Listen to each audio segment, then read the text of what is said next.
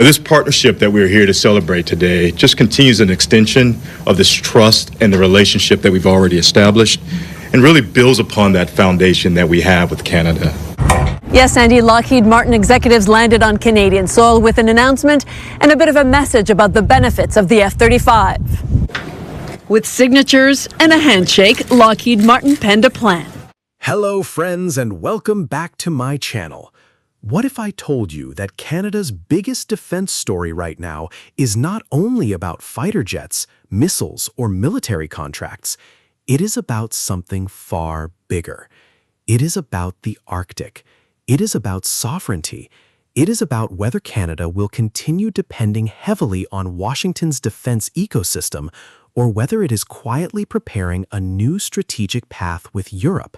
And now, after Canada's latest move towards Sweden's Saab GlobalEye early warning aircraft, this story has become more serious than ever. For decades, Canada's defense future has usually pointed south. American aircraft, American technology, American supply chains, and American political pressure have shaped many of Canada's biggest military decisions. But today, something is shifting. Canada is no longer looking only towards Washington. It is looking north. It is looking across the Arctic. And it is looking towards Sweden.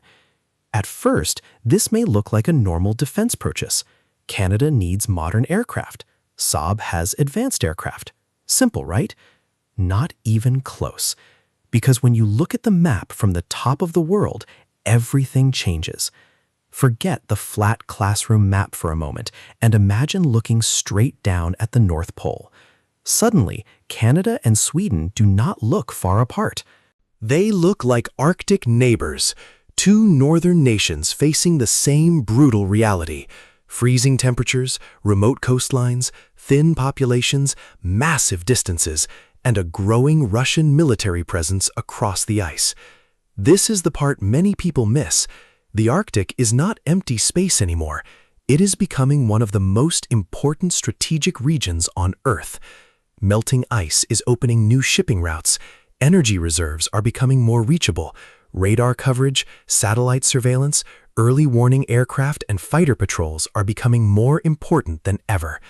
Whoever controls the skies of the Arctic controls the future security of the North. And Canada owns one of the largest Arctic responsibilities in the world. But here is the uncomfortable question. Is Canada truly ready to defend it?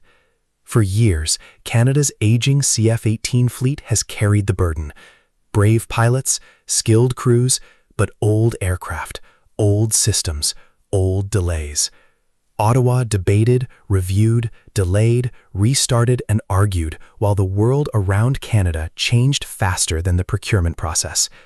Then came the F-35 decision.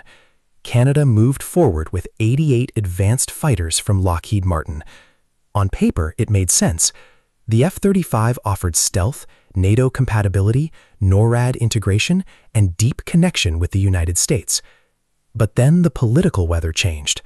Trade tensions, sovereignty concerns, and growing debate over dependency on American defense systems reopened a question many people thought was already closed. Should Canada put all its future air power in one basket? And this is exactly where Sweden stepped back into the room. Saab's Gripen was never just another fighter jet offer. It represented a completely different philosophy of defense. Not a huge centralized system depending on massive bases and layers of outside approval, but a fighter concept built around survival, flexibility, speed, and national control. Sweden designed its air defense philosophy for a nightmare scenario. What happens if your main air bases are attacked or destroyed? Their answer was simple and brilliant. Scatter the aircraft, use highways, use small crews, refuel, rearm, and launch again quickly. Now apply that idea to Canada. Think about the North. Think about Yellowknife, Inuvik, Iqaluit, remote airstrips, icy runways, isolated communities, and weather so harsh that equipment can fail in minutes. A fighter that can operate from dispersed and difficult locations is not just convenient for Canada, it could be strategically priceless. Because in the Arctic, distance is the enemy. A beautiful aircraft sitting far away at a perfect southern base means very little if a threat appears near the top of the world. Canada needs reach. Canada needs endurance. Canada needs survivability. And above all, Canada needs control over its own defense future. That is why the Sweden angle matters so much. This is not only about Gripen, it is also about GlobalEye. It is about surveillance. It is about early warning. It is about Canada choosing a Swedish system for one of the most sensitive jobs in Arctic defense, seeing threats before they arrive. Once Canada moves towards Saab for the eyes in the sky, the next question becomes impossible to ignore. Could Sweden also become part of Canada's fighter future? Now, let's be clear. Canada has not canceled the F-35 plan. The F-35 remains a powerful aircraft, and the military argument for keeping one unified fighter fleet is strong. Splitting fleets can create extra costs, extra training demands, and complicated logistics. But defense is never only about machines. It is about trust. It is about control. It is about who owns the data, who maintains the system, who upgrades the aircraft, and who decides what Canada can do in a crisis.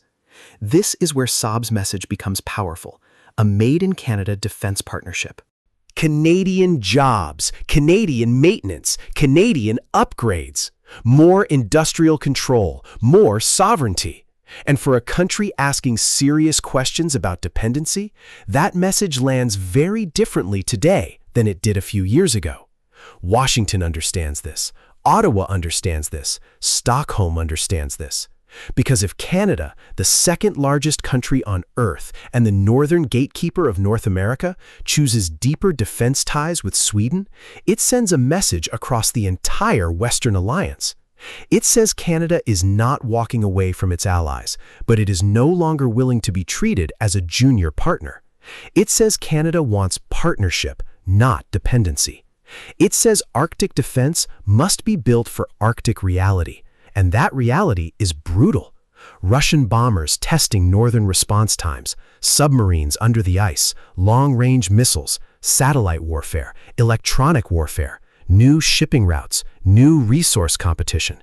The Arctic is becoming crowded, contested, and dangerous. Canada cannot afford symbolic defense policy anymore.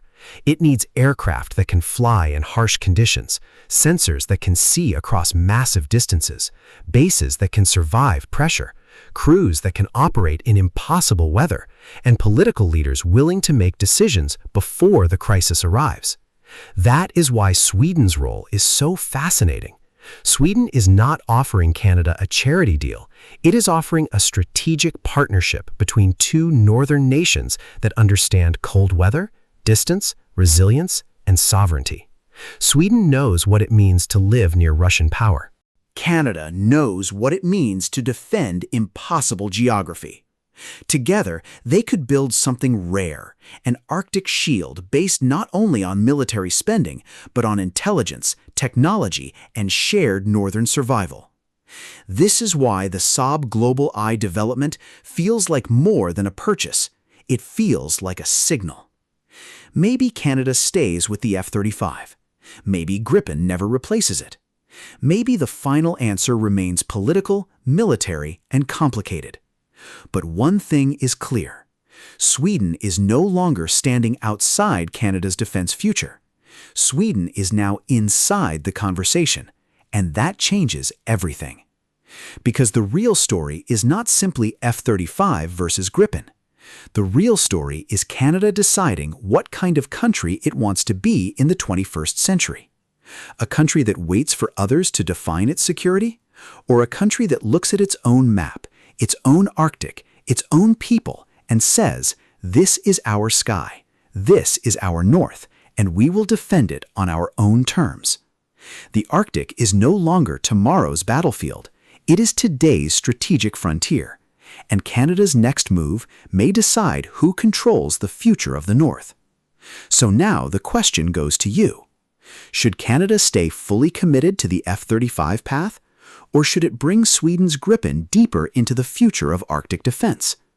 Comment your thoughts below, and if you want more deep defense breakdowns like this, subscribe, because the next chapter of Canada's military future is only just beginning.